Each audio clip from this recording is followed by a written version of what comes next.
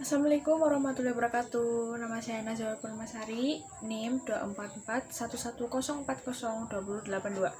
Saya dari kelas 2 PAIB. Pada kesempatan ini saya akan menyampaikan presentasi tentang usul fikih untuk memenuhi tugas akhir usul fikih. Check it out. Pengertian usul fikih. Secara bahasa, ushul berarti dasar atau akar. Lalu fik berarti pemahaman. Secara istilah, usul fikih adalah ilmu yang mempelajari kaidah-kaidah, metode, dan sumber hukum Islam untuk memahami dan menetapkan hukum-hukum syariat yang berkaitan dengan perbuatan manusia, baik ibadah maupun muamalah. Kita ke slide berikutnya, yaitu tentang sejarah perkembangan usul fikih. Yang pertama itu ada masa sebelum usul fikih dibukukan atau masa Nabi Muhammad. Pada masa Rasulullah SAW, ilmu usul fikih belum dikenal sebagai disiplin ilmu yang berdiri sendiri. Namun, dasar-dasar dan prinsip-prinsip usul fikih sudah tampak dalam praktik penetapan hukum oleh Nabi. Sumber utama hukum adalah wahyu, yaitu Al-Quran dan Sunnah. Dalam kondisi yang belum ada wahyu, Nabi melakukan ijtihad dengan pertimbangan akal sehat, kemaslahatan, dan nilai keadilan. Praktik ijtihad ini diakui sebagai bagian dari dinamika hukum Islam yang kemudian menjadi dasar dari penyusunan teori usul fikih di masa setelahnya. Masa selanjutnya yaitu masa sahabat. Setelah wafatnya Rasulullah SAW, para sahabat menjadi rujukan utama dalam mengambil hukum Islam. Mereka tetap merujuk kepada Al-Quran dan Sunnah, namun dalam permasalahan yang tidak ditemukan nas, mereka menggunakan ijma atau kesepakatan para sahabat, qiyas, dan ijtihad. Para sahabat melakukan ijtihad dengan sangat hati-hati dan terbatas pada perkara yang memang membutuhkan penjelasan hukum. Praktik-praktik ini menunjukkan adanya kaidah-kaidah dasar yang kelak menjadi materi dalam ilmu usul fikih. Selanjutnya ada masa tabi'in. Generasi tabi'in yang merupakan murid-murid para sahabat meneruskan metode ijtihad dan pemahaman hukum yang diwariskan kepada mereka. Pada masa ini, muncul dua kecenderungan dalam metode beristinbat: madrasah Madinah yang lebih mengedepankan hadis dan tradisi, serta madrasah Kufah yang mengutamakan akal dan ra'yu. Meskipun belum ada pembukuan formal usul fikih, diskusi-diskusi hukum berkembang dan metode penalaran hukum mulai terlihat semakin sistematis. Selanjutnya ada masa imam-imam mujtahid sebelum Imam Syafi'i. Periode ini ditandai dengan munculnya imam-imam besar seperti Abu Hanifah, Malik bin Anas, Al-Auza'i, dan Sufyan as-Tsauri. Mereka sudah mulai menggunakan prinsip-prinsip hukum yang terstruktur meski belum ditulis dalam bentuk ilmu usul fikih. Imam Abu Hanifah misalnya dikenal dengan metode qiyas dan istisna, sementara Imam Malik memperkenalkan konsep amal ahli Madinah dan maslahah mursalah. Masing-masing mazhab memiliki pendekatan yang unik dalam menetapkan hukum, dan semua itu menjadi pondasi penting dalam perkembangan ilmu usul fikih. Selanjutnya ada masa pembukuan usul fikih oleh Imam Syafi'i. Imam Syafi'i menjadi tokoh penting dalam sejarah ilmu usul fikih karena beliau yang pertama kali membukukan prinsip-prinsip dasar ijtihad dalam kitab Al-Risalah. Dalam karyanya, ia menetapkan sistematika pengambilan hukum Islam berdasarkan hierarki sumber hukum Islam, Al-Quran, Sunnah, Ijma, dan Qiyas. Beliau juga menolak metode istihsan yang dianggap tidak memiliki dasar kuat. Dengan demikian, Imam Syafi'i telah menjadikan usul fikih sebagai ilmu tersendiri yang memiliki metode, ruang lingkup, dan kerangka berpikir yang jelas. Selanjutnya, masa pasca Imam Syafi'i dan munculnya aliran-aliran usul fikih. Setelah masa Imam Syafi'i, ilmu usul fikih berkembang pesat dan mulai dikaji secara lebih mendalam oleh para ulama dan berbagai mazhab. Pada masa ini muncul dua aliran besar, yaitu aliran mutakalimin yang menekankan pendekatan rasional dan netral terhadap mazhab, dan aliran fuqaha yang bersifat mazhab sentris dan praktis, khususnya dalam mazhab Hanafi. Ulama seperti Al-Ghazali, Al-Juwaini, dan Fakhruddin Ar-Razi menjadi tokoh aliran mutakalimin, sementara Al-Dabusi dan Al-Syarahsi menonjol dalam aliran fuqaha. Kemudian muncul aliran gabungan Al-Jami yang mengombinasikan dua pendekatan tersebut seperti terlihat dalam karya Al-Amidi dan Al-Syatibi. Oke, masa selanjutnya yaitu masa kontemporer atau masa modern. Pada masa modern, usul fikih mengalami pembaruan dan penyesuaian dengan konteks kekinian. Ulama kontemporer mulai mengembangkan pendekatan baru dengan memfokuskan pada maqasid syariah atau tujuan-tujuan hukum Islam sebagai pusat perhatian. Usul fikih juga dikaji dengan pendekatan interdisipliner yang melibatkan ilmu sosial, filsafat, dan logika modern. Tokoh-tokoh seperti Muhammad Abduh, Yusuf Al-Qaradawi, dan Jazar Auda berkontribusi dalam mengaktualisasi usul fikih agar mampu merespon persoalan-persoalan kontemporer seperti HAM, politik, ekonomi syariah, dan globalisasi. Usul fikih saat ini tidak hanya dipelajari sebagai ilmu tradisional, tapi juga sebagai perangkat metodologis dalam pengambilan hukum Islam yang kontekstual. Oke, kita lanjut ke slide yang berikutnya tentang sumber utama pengambilan hukum Islam. Oke, sumber hukum yang pertama yaitu Al-Quran. Al-Quran dalam kajian usul fikih merupakan objek pertama dan utama pada kegiatan penelitian dalam memecahkan suatu hukum Al-Quran.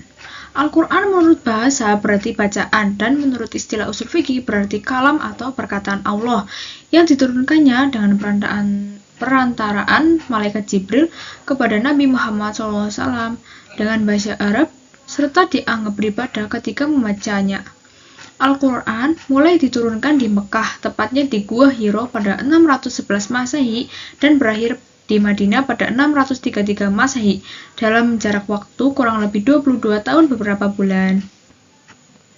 Yang kedua ada sunnah Rasulullah.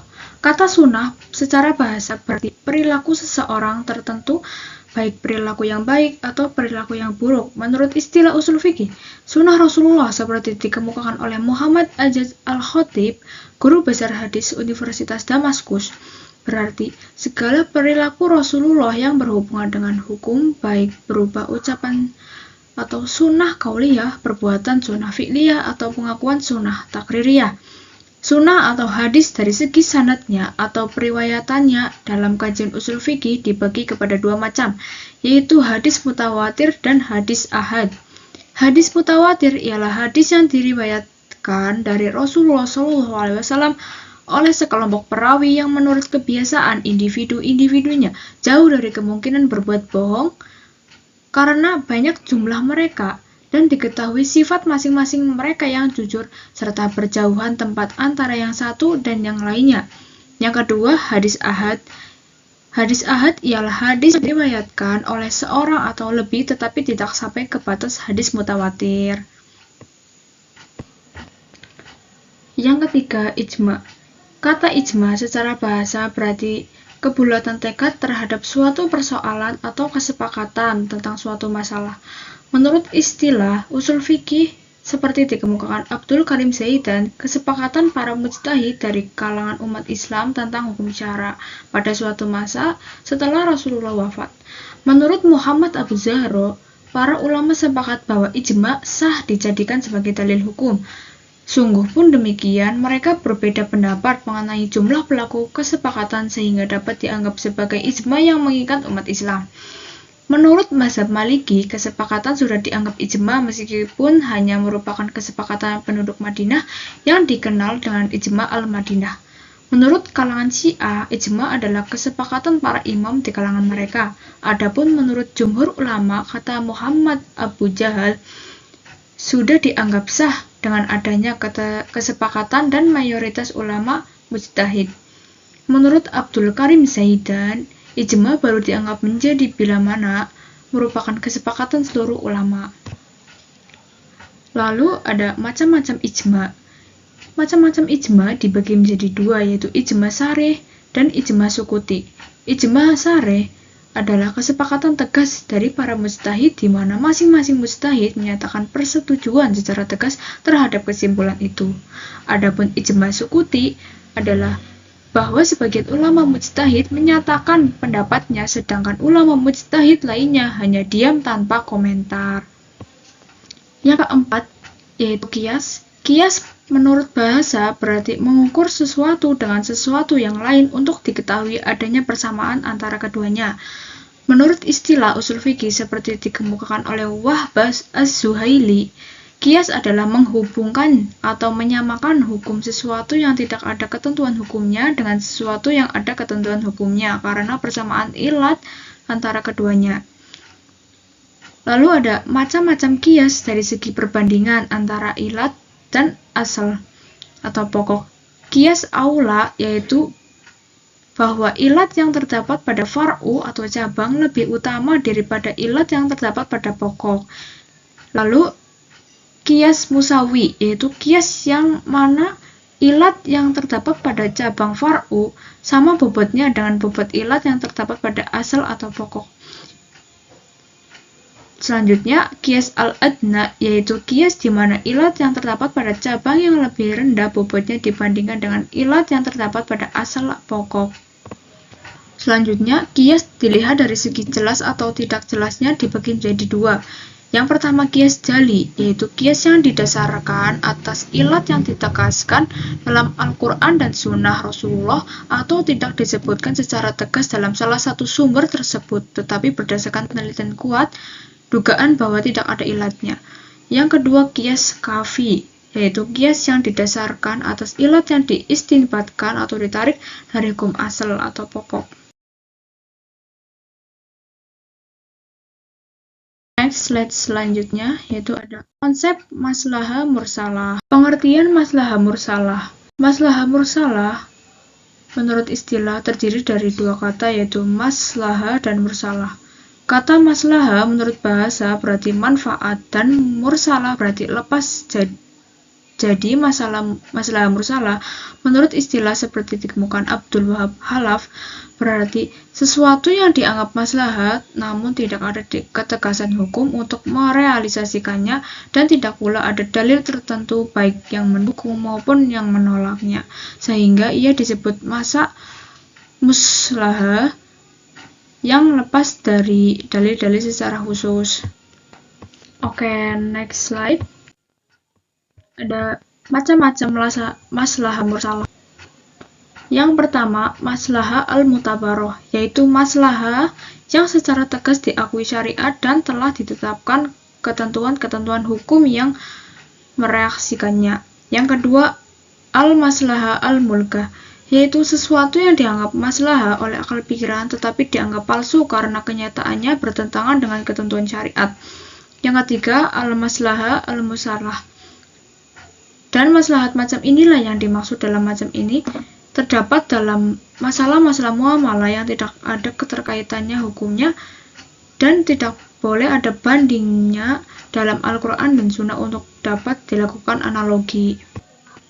Oke, slide selanjutnya yaitu tentang syarat-syarat maslahah mursalah.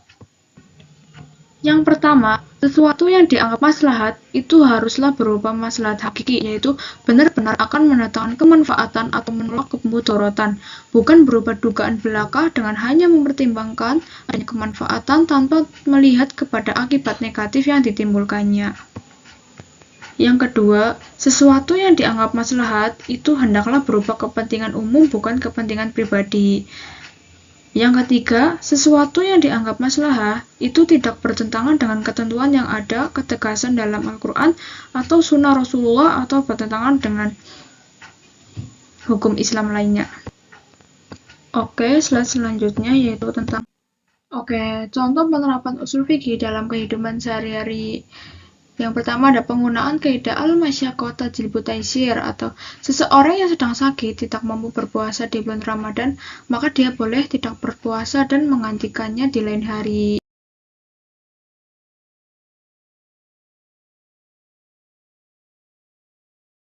Penerapan usul fikih ini ketika ada kesulitan al-masyaqqah, syariat memberikan keringanan atau rukhsah. Pengertian maqasid syariah. Maqasid syariah adalah tujuan Allah dan Rasul-Nya dalam merumuskan hukum-hukum Islam. Tujuan itu dapat ditelusuri dalam ayat-ayat Al-Quran dan Sunnah Rasulullah sebagai alasan logis bagi rumusan suatu hukum yang berorientasi kepada kemaslahatan umat manusia. Ada 3 tingkatan kemaslahatan. Yang pertama, kebutuhan tahsiniyat, yaitu tingkat kebutuhan yang apabila tidak terpenuhi tidak mengancam eksistensi salah satu dari 5 pokok di atas dan tidak pula menimbulkan kesulitan. Yang kedua, kebutuhan hajiyat, yaitu kebutuhan-kebutuhan sekunder di mana bila mana tidak terwujudkan tidak sampai mengancam keselamatannya namun akan mengalami kesulitan. Yang ketiga, kebutuhan daruriyat, yaitu tingkat kebutuhan yang harus ada atau disebut dengan kebutuhan primer. Bila tingkat kebutuhan ini tidak terpenuhi, akan terancam keselamatan umat manusia, baik di dunia maupun di akhirat kelak.